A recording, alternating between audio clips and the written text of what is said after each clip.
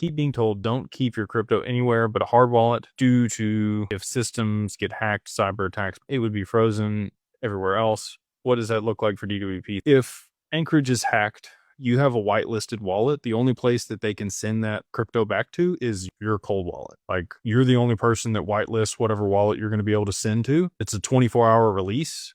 So that's their SLA.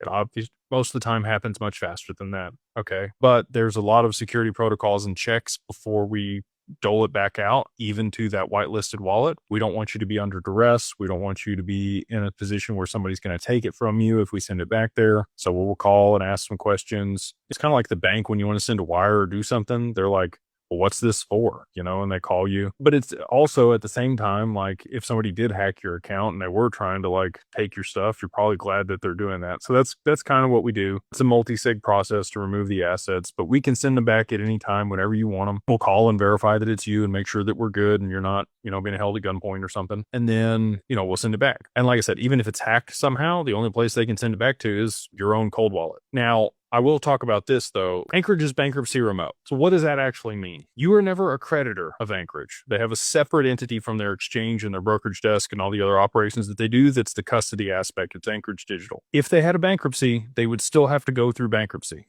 They would have to go through a restructuring, but your assets would never be taken. They're always yours. This is an FBO account in your name at that institutional custodian. But you wouldn't have access to those assets until after the bankruptcy proceedings were over. They would be held in that account. So that kind of sucks. That's the best we got right now. We're working on solutions with other people that might be relief of stay.